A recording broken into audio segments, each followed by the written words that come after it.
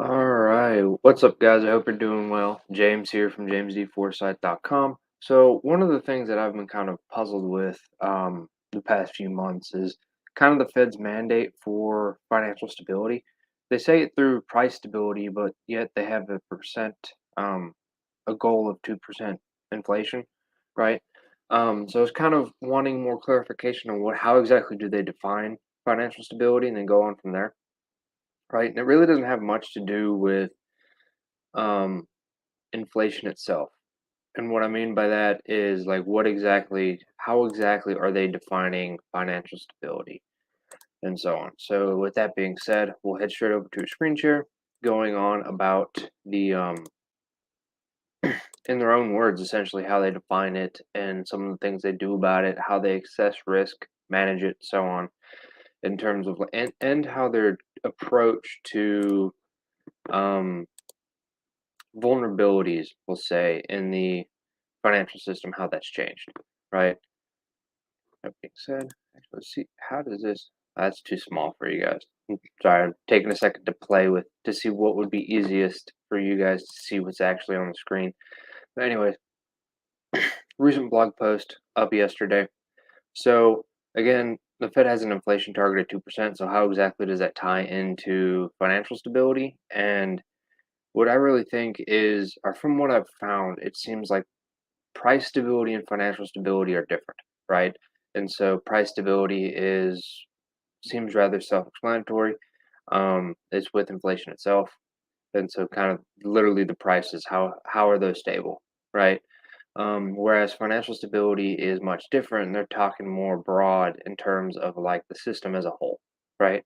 So they actually define financial stability as a financial system. I'm sorry, they define a system and they define a financial system that is stable as a financial system is considered stable when financial institutions, which include banks, savings and loans, and other financial product and service providers, and financial markets are able to provide households, communities, and businesses with the resources, services, and products they need to invest, grow, and participate in a well-functioning economy. Right. So basically, it seems rather subjective, right? There's no like specific number. There's no metrics really. It's just kind of it's well-functioning. So how exactly are you defining well-functioning to begin with? And I think that's on purpose, kind of like the whole full employment goal and everything else to where it can change, and they've stated a couple times that it actually fluctuates depending on the economic situation at the time. I've done a couple videos um, on more of the nuances in that, so they're somewhere in the channel. But anyway, with that being said, yeah, the 2% inflation target I've noticed doesn't seem to have to really correlate whatsoever with the whole financial stability, at least in how they're doing it.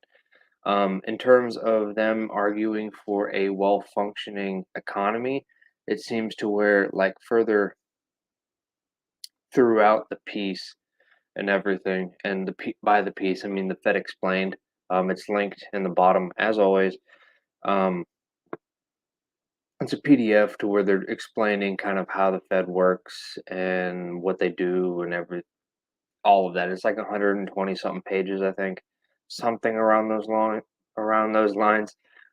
So somewhere in there. But essentially, the low and stable inflation rate, it seems to kind of provide a baked-in skew for the system to where like it's much easier for it to nominally look like it's growing, right?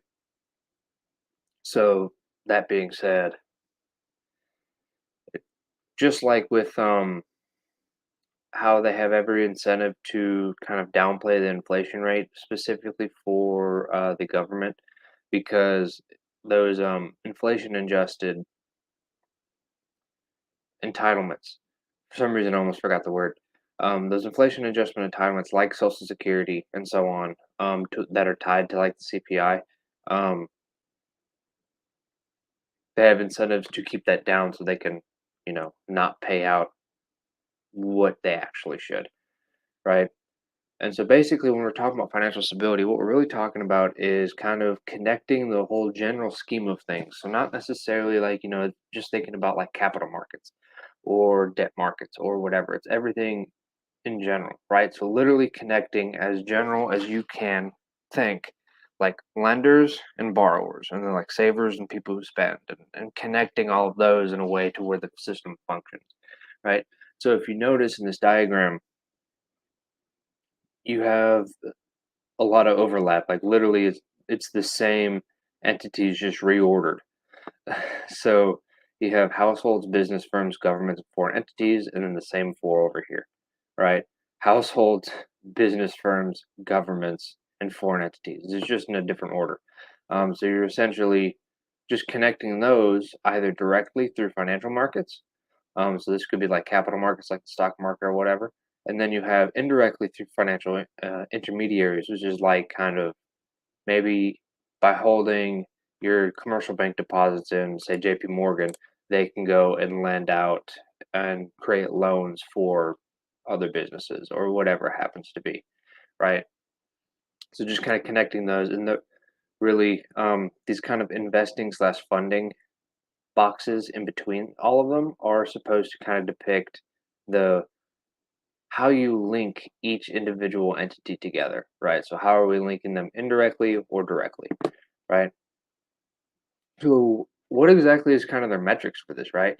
And so they really changed their kind of broad approach in the GFC, so like mid 2008 or so. They went from a what they call macroprudential supervisory role, which is where they're looking at individual institutions and how safe and sound they are, and then they kind of afterwards, when they got blindsided by more quote unquote systemic risks and such like that, they went to what they call a macroprudential approach, to where it's more talking about the stability of the financial system as a whole, to where they're looking at these interlinkages between each individual ones. They're looking at funding markets and how that's going, um, things like that, right? So they kind of break this up into four different categories in terms of what vulnerabilities are specifically looking for from a systemic point of view, the prudential point of view.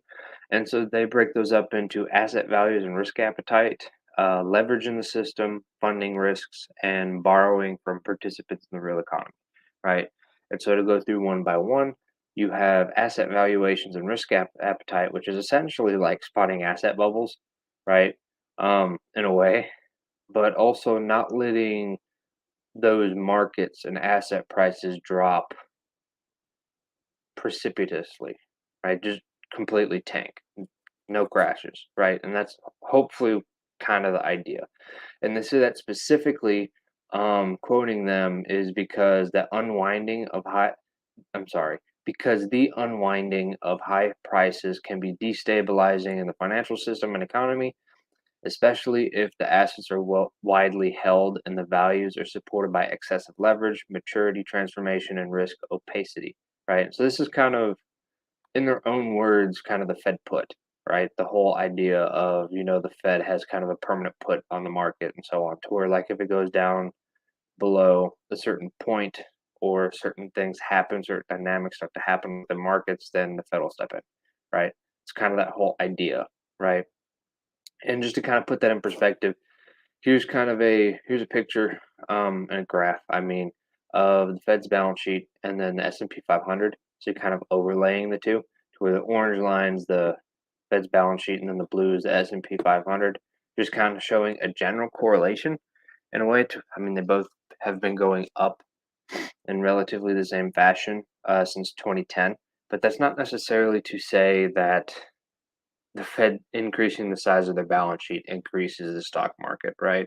That's not exactly what that means, right? I'm merely kind of pointing out that there could be a correlation there, and not a direct causation, right? Because then you would have to go into um, more of the nuances of like of QE, where exactly are those securities coming from? Where do the bank reserves flow? Um, Then what do those financial entities that receive those bank reserves, where are they putting them? And things like that. You have to get more nuanced with that before you can actually make an argument, I think, before you can make a sound argument that's not purely just opinion on that in general, right? So for second, the second vulnerability vulnerability that they go through is leverage, right? And so an overabundance of leveraged is kind of symbolizes a buildup of risk taking, and they say left unchecked, it can induce a crash, right? The whole like over leveraged and then basically get margin called, as an example, and things are sold, assets are sold at fire sale prices, right? To where you can buy something that was like $100 for three, whatever it happens to be, right? So something along those lines. That's kind of more of a familiar story. So I'm not going to go too far in depth with that one. And then there's funding risks, which is more of liquidity freezing, from my understanding, right? And so this could be in markets such as like the repo markets or like uh, large money markets, things like that, right? And so essentially, what a lot of the large financial institutions do is they borrow on the short term to invest in long term assets, from what I've noticed, to where basically, or the largest risk, at least that they explained from their point of view that they're looking for this liquidity freezing up, is to where you're having short term debt that needs to be rolled over continuously throughout the life of the long term asset. So, to kind of give more of an example, think of like a money market fund continuously borrowing in the repo market, say overnight, and just kind of rolling it over every single day. And they're using that money to fund a longer term investment, say that's like a 10-year treasury or something along those lines, to where the annualized interest rate on that they're borrowing in the repo market is like, it used to be like what, 25 basis points, and now it's gone up. Whatever the Fed's at now, they're in the middle of a rate hiking at the moment of a rate hiking cycle. Sorry, um, as of this moment of the video, and so they're like at 1.5 or so, and so whatever. uh, I haven't checked the rate or the interest rate on like repo loans and stuff since they hiked last, but say less than 1% is what they're borrowing at, and then they can lend that or purchase a 10-year treasury or invest it some way, right, longer term and earn like 4%, and so they're earning that spread, right? And but they have to continuously roll over the short-term debt, and so what happens is if something happens in the short-term market, say like the repo market, right? To where they can't roll over the debt anymore, then they no longer have the funding for the longer term asset, right? And so they essentially become insolvent or can't continue whatever their relationship is in that dynamic, right? Whatever that may be for your specific example. Okay. And the final thing that they do, final vulnerability that they look at is basically private borrowing, right? So excessive private non-financial credit creation. Um, and essentially, their argument is that this creates a means for disruptions in the financial economy to transfer into the real economy. So, like, if it's just purely the stock market, if the stock market crashes, I mean, besides the asset sides of individuals and businesses and other entities' balance sheet decreasing significantly, I mean, that doesn't really change the amount of stuff that those entities can create. Just because the stock price drops, there's kind of a difference between those. So say like Kraft Heinz or whatever, their stock price drops 50%, and so that doesn't necessarily mean that they're producing less ketchup or mustard or whatever. Um, they're basically like there's some situations to where like the stock price itself is basically just kind of a market sentiment thing to where it drops significantly, but the underlying company, like nothing's changed. It's just some psychological dynamic that people just sold like crazy for whatever that may be, right? But the fundamentals of the company didn't change, as an example of that, right? And so basically when private entities are borrowing significantly, maybe using some of those assets as collateral or whatever it may be, then essentially you're creating a possible avenue for disruptions that happen in the financial economy, say the price of that collateral drops significantly, say 50% as an example, and then basically now that loan that that business or person took out that was collateralized by that, um, they either have to produce more collateral or they get called on the loan, and so that they're no longer able to. That affects whatever they borrowed the money for. Say it was for their business or whatever, and so you're creating a way for something to happen negatively in the financial economy, say a stock market crash or whatever the example is, and you're creating that a way for that to affect something, a real business in the real economy, right? To where it's actually affecting how they're producing goods and services, right? So that's kind of the explanation for that.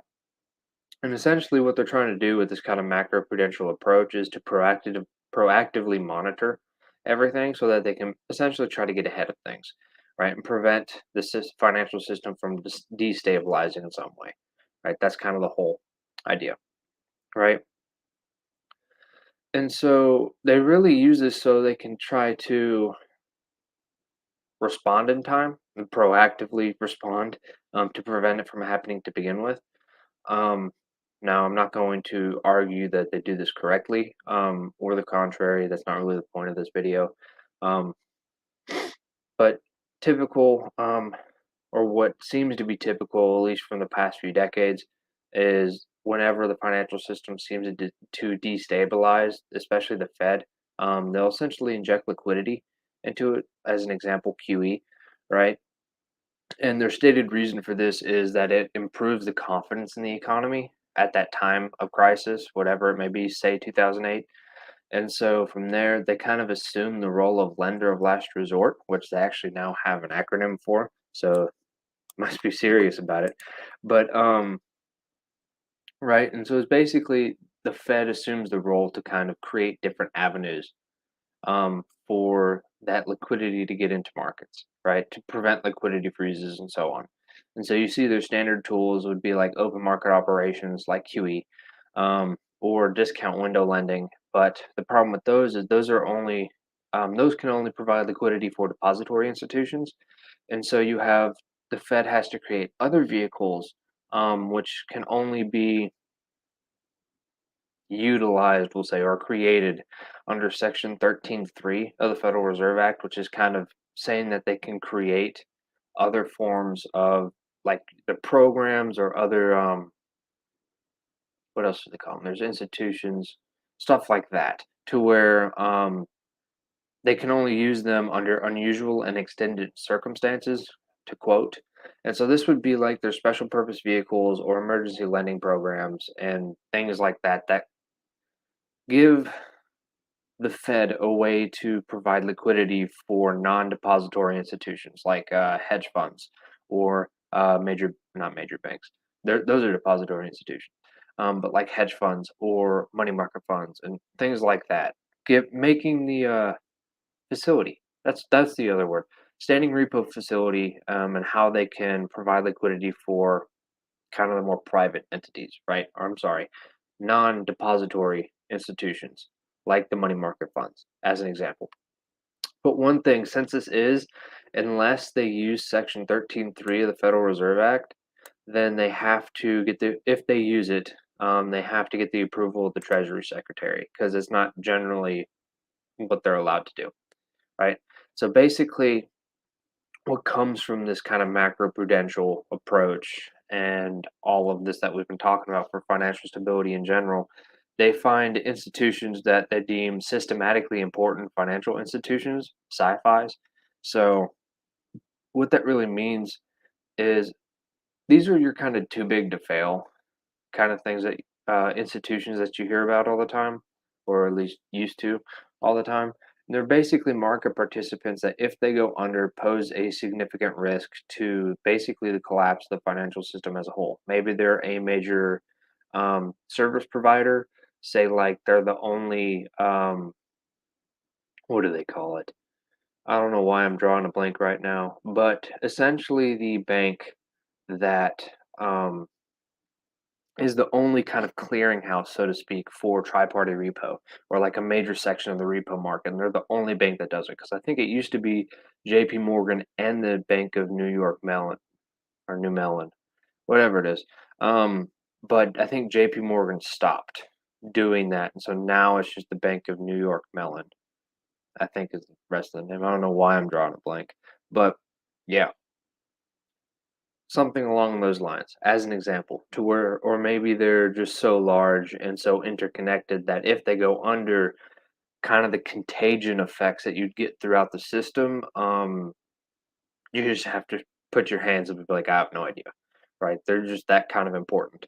And so one of the things that they do for this is they subject those institutions to additional capital and liquidity regulations. They regulate them more and give them stricter guidelines that they must follow so that they, if they do, or so to prevent them, sorry, from significantly decreasing the risk of them going under, essentially. And one of the things that these institutions are also subject to are the stress tests. Basically, they take the institution's financial situation and run it through many different possible macroeconomic scenarios, just kind of simulate it and see what would happen, given certain criteria. And I actually did a video a few months back on they do this annually. And so the 2022 tests revealed some things to where it's like some major institutions would,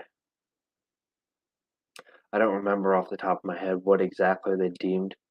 Basically, they were in trouble, right? They did not pass the stress test. And these were major banks that hold financial or fundamental roles in the financial system.